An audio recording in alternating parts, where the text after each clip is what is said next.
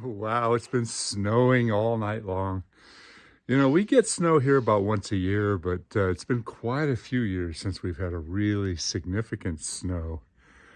And I want to tell you a little story. Years ago, we had this big fir tree up on the road here, and it was a double trunk tree. One went straight up, and the other one had a pretty good lean to it, but they were both attached at the base.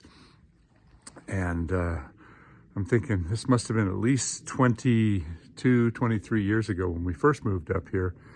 And there was a significant snowstorm. We had probably, I don't know, 2 feet of snow. And one of those fir trees filled up with snow so much that the weight of the snow brought the whole tree down. And the tree came towards my house.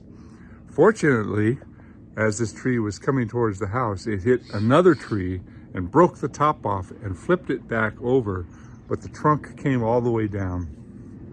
Had it hit my house, it would have hit the bedroom where one of my daughters was sleeping, so that was very fortunate. You know, snow is something that we're not used to, so a lot of the trees have not adapted the kind of root system that it takes to keep them solid and intact in this kind of conditions.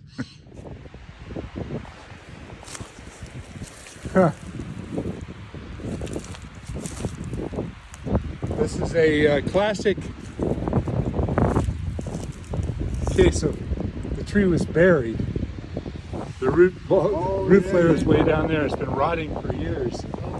Yeah, this is probably a really stupid place to stand because it's going to kick up in any second. Yeah.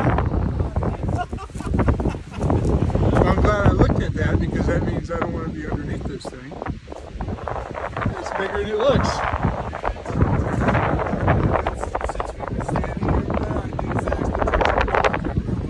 It wasn't touching the concrete? First called Scott, it wasn't even on the house. It's over the house.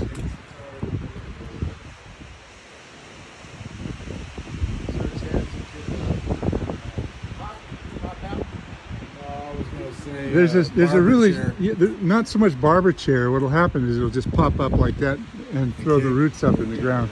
It all depends on how much root is still holding it, but it could go. I think what I'd like to do is if you guys can move all the plastic and all the stuff back quickly so you don't get crushed.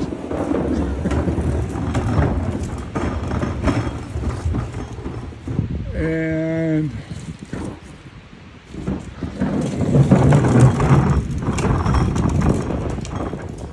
you know, a neighbor gave me a call, a friend of mine, Scott, and he said his neighbor had an emergency. I just got home from work and I was really, really tired, but it sounded pretty urgent.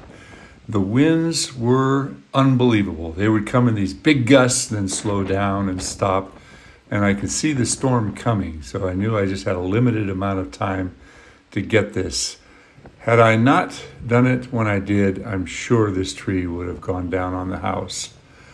My question is, how much damage would it have caused? Yeah, that's questionable, but they were very anxious about this.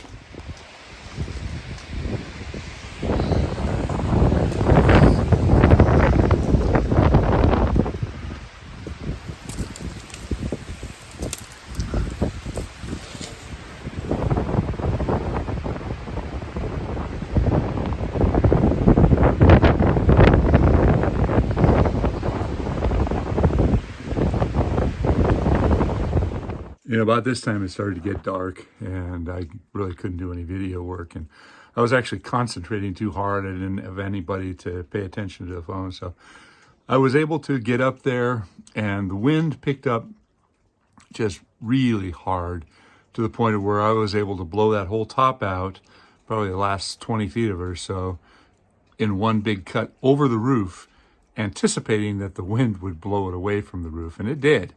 It blew it a significant distance away from the house. I ended up roping down all the wood that was over the roof and some of the bigger wood over the driveway so I wouldn't crack the concrete. But all in all, that was a pretty hairy job. So as you can see behind me, it's still snowing. I love the snow.